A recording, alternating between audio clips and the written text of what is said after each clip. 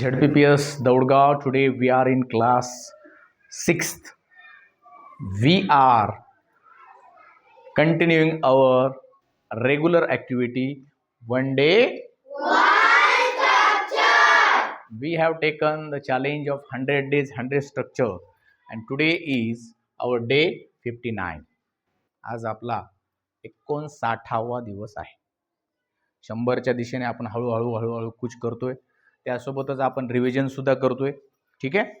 तर आज जे आपण स्ट्रक्चर शिकणार आहोत ते स्ट्रक्चर असं आहे S plus shall be oblique will be plus VING plus O. आता हे स्ट्रक्चर बघितल्यानंतर तुम्हाला एक जाणवत असेल की VING आपण याच्या अगोदर 2दा शिकलेलो आहोत. बरोबर आहे. म्हणजे ते वाक्य असं होतं की आरती क्रिकेट खेळत आहे. काय वाक्य होतं मग ते सांगा सगळ्यांनी. Aarti is playing cricket. Aarti is playing cricket. Aarti cricket खेळत आहे. त्याच्यामध्ये सुद्धा VING आलं होतं. त्यानंतर आपण एक आणखी वाक्य शिकलो की आरती क्रिकेट खेळत होती. कोण सांगतं बरं उभं राहून. आरती क्रिकेट खेळत होती.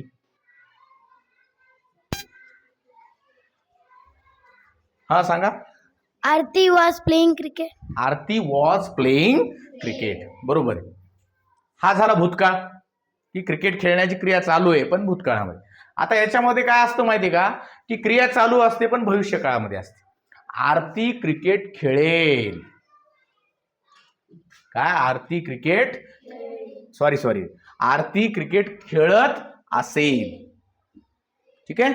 जसं आरती क्रिकेट खेळत आहे, आरती क्रिकेट खेळत होती, तसं आरती क्रिकेट खेळत असेल. मग याच्यामध्ये आपल्याला वॉज वेअरच्या ऐवजी शॉल बी विल बी वापरायचं आहे. मग वाक्य असं तयार होईल आरती विल बी प्लेइंग क्रिकेट. काय तयार झालं वाक्य. आरती विल बी प्लेइंग क्रिकेट. बघा याच्यामध्ये शॉल बी जे आहे त्याचा वापर आपण आय आणि वी साठी करायचा आहे. वी शॉल, आय शॉल असा वापर करायचा आहे. बाकी सगळ्यांसाठी आपल्याला विलचा वापर करायचा आहे. Will be. आता वेगवेगळे व्हर्ब आपण याच्यामध्ये घेतले. पहिला वर्ग आहे बघा रेस्ट. पहिला जो व्हर्ब आहे आपण घेतलेला तो रेस्ट घेतलेला आहे. काय घेतलाय. रेस्ट. मी पलंगावर आराम करत असेल. कोण सांगतं बरं. मी पलंगावर आराम करत असेल. हा सांगा. I shall be resting on bed. I shall be resting on bed. मी पलंगावर आराम करत असेल. सांगा बरं ओमा तुम्ही. ती घरी आराम करत असेल. बघा ती घरी आराम करत असेल. She will be resting in house. हा ती घरात आराम करत असेल किंवा घरी आराम करत असेल. She will be resting in home किंवा ॲट होम असं सुद्धा म्हणू शकतो आपण. She will be resting at home. Place सांगतोय ना आपण. हा चला आता पुढे जाऊया. आता सॉल्व म्हणजे सोडवणे. बरोबर आहे. हा तर आम्ही समस्या सोडवत असू. बघा आपण काय सोडवतो. समस्या सोडवतो. आम्ही समस्या सोडवत असू. सांगा बरं तुम्ही. हा we shall be solving the problem. We shall be solving the problem. आता तुम्ही सांगा बरं श्रावणी दिदी. अंश प्रश्नाचे उत्तर सोडवत असेल. अंश प्रश्नाचे उत्तर सोडवत असेल. अंश will be solving the questions answer. पुन्हा एकदा सांगा. अंश will be solving the questions answer. शाबास. बघा अंश will be solving questions answer. बघा सॉल्व म्हणजे काय सोडवणे. त्याचा या ठिकाणी आपण वापर केलेला आहे. आपण व्हर्ब वेगवेगळे काय घेतोय दररोज. कारण जेवढे व्हर्ब आपण वापरले तेवढे ते आपल्या लक्षात राहणार आहेत आणि त्याचा यूज करायचा आहे. When you use particular word you will not need, you don't need to memorize that word. तुम्हाला पाठांतर करायची गरज नाही. When you use it more and more. चला पुढे जाऊया. आता थिंक म्हणजे विचार करणे. बघा, ती विचार करत होती, सॉरी, ती विचार करत असेल, ती विचार करत असेल.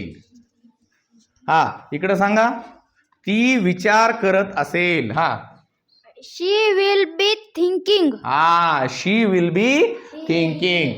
ती प्रश्नावर विचार करत असेल, ती प्रश्नावर विचार करत असेल. सांगा. She will be thinking questions on questions. पुन्हा एकदा सांगा. She will be thinking on questions. शाबास. She will be thinking on question. ती प्रश्नावर विचार करत असेल. ठीक आहे. हा, पुढे जाऊया आता. हा, रिवायझिंग.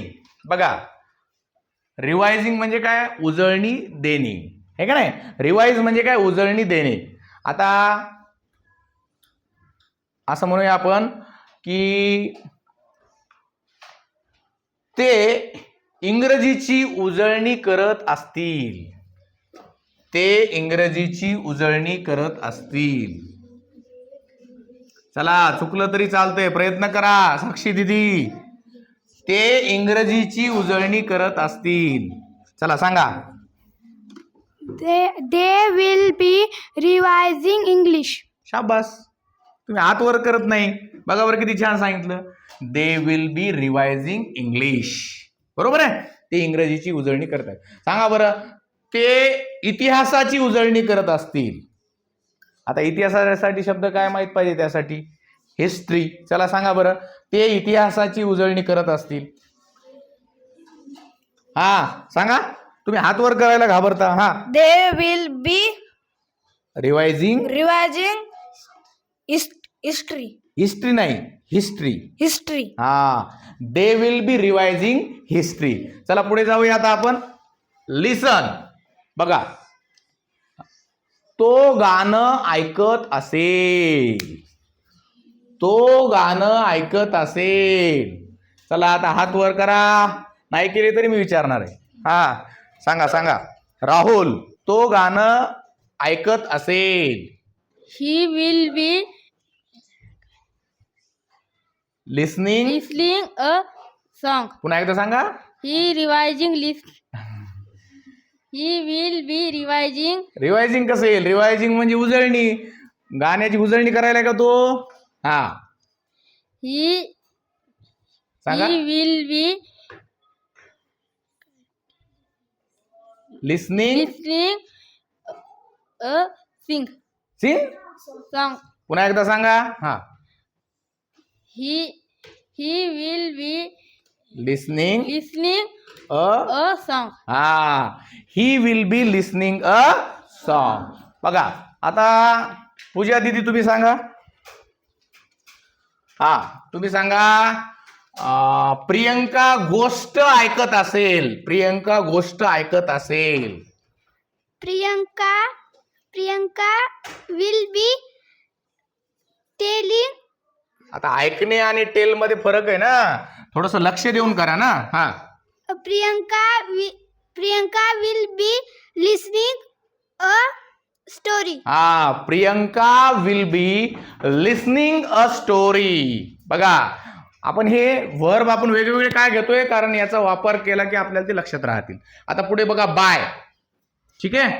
हा, चला. ती नवीन कार विकत घेत असेल. ती नवीन कार विकत घेत असेल. सांगा बरं तेजस्विनी दीदी. She will be buying a new car. बघा, एका झटक्यात तिनं सांगितलं. She will be buying a new car. चला आता तुम्ही सांगा बरं. हा, तुम्ही सांगा.